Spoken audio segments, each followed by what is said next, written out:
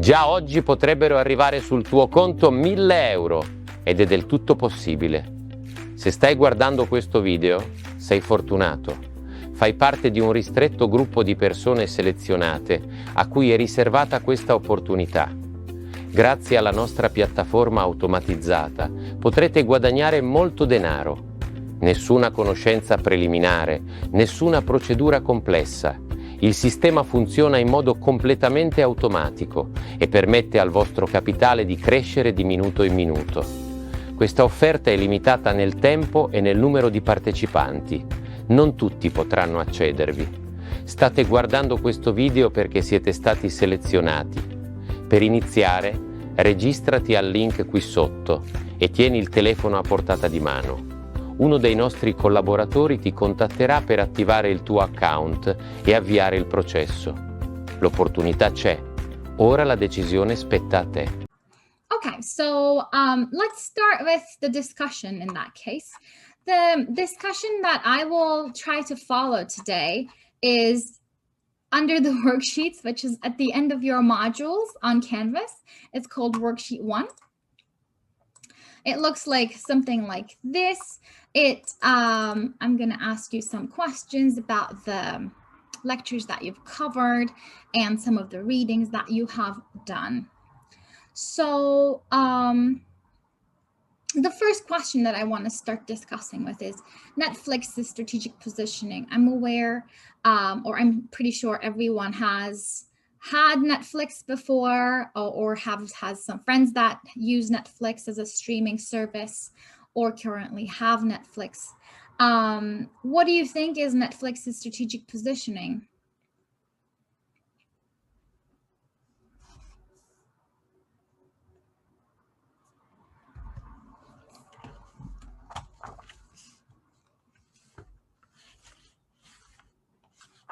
We can also start with the second question, which is a little easier to answer. Can you make a SWOT analysis for Netflix? So basically, can you guys think of any strengths, weaknesses, opportunities, or threats that Netflix is experiencing / facing today? Strengths, convenience, being able to watch movies from home. Yeah. Cheaper than cable. Yes. I'd say a weakness would be that there's a lot more streaming apps now, so they have a lot more competition to compete, with certain shows that they're able to have on their platform being removed, which could be a threat too. Yeah, I would actually say that's a threat, just like the number of providers. That wouldn't have been a problem for Netflix maybe 5 years ago, but today there is Disney Plus, there is HBO's own streaming service, and a bunch of others that are high in competition with Netflix. You're absolutely right. I think a threat can be like sharing accounts. Mm-hmm. So Karen says people sharing accounts and not pay Netflix for the individual that they are subscribing is another threat because people are not paying for what they're watching. They're sharing accounts. I would say an opportunity for them having the platform. They're able to create original series. So that is something that they can use, to get funding and sponsors.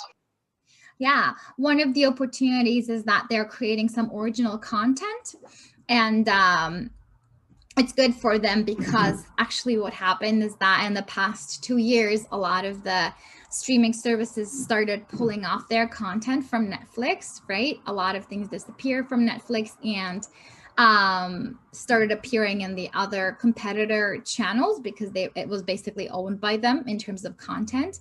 So an opportunity right now for Netflix is what they're kind of doing is creating original content for Netflix, like the Netflix series or the docu-series that they're coming up with. Yeah, I would agree. That's a good point too. I would say, sorry. Another strength is there's like a large variety of options of what to watch, and you don't have to deal with commercials, so there's no interruptions either. Yeah, Leah is pointing out a really good thing because like Hulu or other competitors have ads, in them, even though sometimes when you're paying for Hulu, in the case of Hulu, for example. So Netflix's advantage, which is the strength of Netflix, is that it does not put ads into the shows. So it's continuous experience for its customers. Good point, Leah. Wouldn't because Netflix actually charges extra to have extra users on their platform.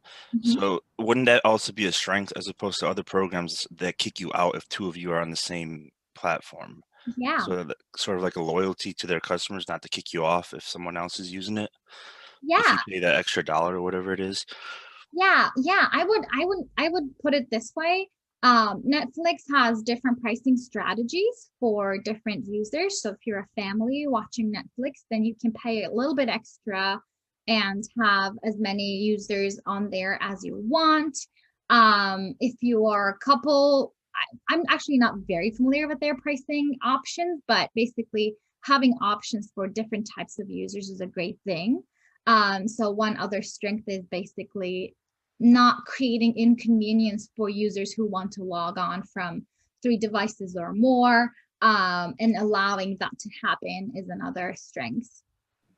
I would also say a threat could be bundle packages that some companies offer. Like if you have Sprint, you can get Spotify and Hulu for free. Yeah. And then I know if you get AT&T, you can get HBO Max for a certain cheaper price. Mm-hmm.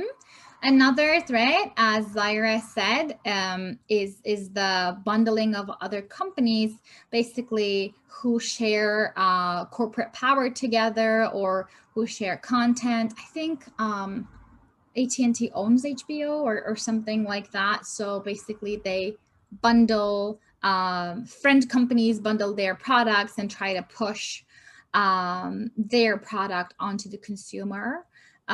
Especially their competitors who are cooperating with internet providers or other service providers who are already really big in the country, who have a lot of customers, is creating some trouble for Netflix because they don't have a partner that is as strong. So that's a really good point. Another threat is bundles by bigger and stronger corporations.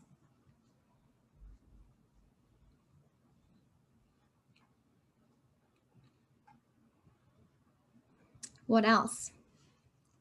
I could say a weakness too is since I've had my account, I think the Netflix price has changed maybe 3 or 4 times. And a couple of times it has changed. It only went up a few dollars, but it did make me want to switch over to something else that was cheaper. Mm-hmm. Zaira is saying that the price has been increasing in the past couple of years, and that pushes consumers a little bit because they don't necessarily always have more content. Sometimes they have less content, but they're still increasing prices to be able to compete with the other competitors that pop up in the market. I think currently they are a little bit more ahead in the game with the docuseries or the different series that they're pushing in terms of content. But about 6 months ago, they had a hard time pulling a lot of content out of the site, but still charging consumers more or sometimes equal as their competitors were. And their prices are continuously increasing, which is not great because consumers don't want to pay that much, especially nowadays where we kind of have to subscribe to 2 or more of these streaming services, and it's basically $25 to $50 out of our pockets every month for content. So it is a continuing pain, and it's a weakness of the service that the prices are high and they are starting to hurt the consumers. And it's a pain of the industry because the prices in total hurt the consumers a little bit more. And Netflix has to keep that in mind at this point because they're not alone. It's been a long time where Netflix was more commonly the only streaming service that people were subscribed to. Do you guys remember the times where actually you had to get CDs, like the physical CD copies from Netflix. Do you remember what Netflix used to be? Red box, I think. Yeah, yeah. Do you remember those times? Can you tell us a little bit more about those times? Yeah, it was basically you go to this, they had a kiosk at almost every corner of the street, and then you would go there, get your movies, and then you could pay, like, if you want to rent it for 24 hours or 7 days. And if you didn't bring it back, they started charging you every day that you didn't bring it back. I think it was like $1 a day. Mm-hmm. And you Yeah. basically just go there and exchange it for another movie or just return your CDs in there. Mm-hmm. Mm-hmm. And I remember you could also, if you were not living anywhere close to the kiosks, you could also mail it in, I believe. Yep. You could get them to your address, and then you could return them with the label that they sent to you. So yeah, they actually changed a lot from what they used to be. Their whole business model was on convenient movie rentals, right? Yeah. Or rentals. And with the boom of digital content, ease of streaming from home, and ease of basically being able to store all of these movies, which are really large in storage space, the ease of being able to store them on the internet and people being able to stream them whenever they want to, the whole business changed from movie rentals, hard copy rentals, to streaming services. And I forgot who mentioned it, but initially one of the first comments was that convenience from home, convenient entertainment from home is one of the strengths of Netflix. So just keeping this in mind, I wanted to tell you that you actually kind of touched upon Netflix's strategic positioning. Wouldn't you agree that Netflix is trying to provide easy entertainment, convenient entertainment from the comfort of your home?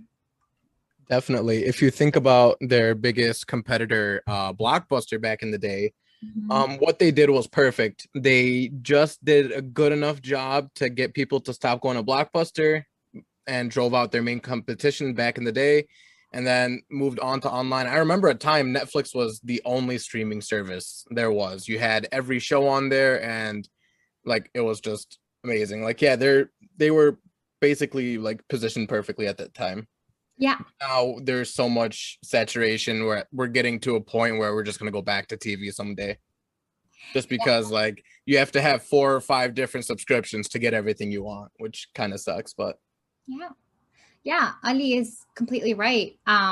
So Netflix was doing everything so great to fit that positioning of creating convenient entertainment for the consumers from the comfort of their homes.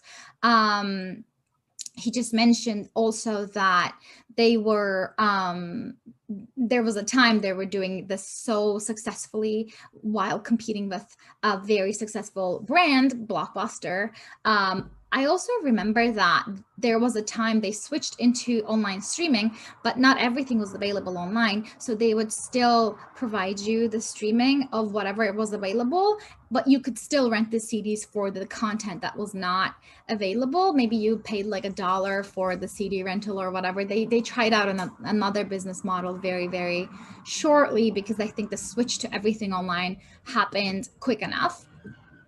But that has been their motto the whole time. They have just tried to create convenient entertainment for its consumers.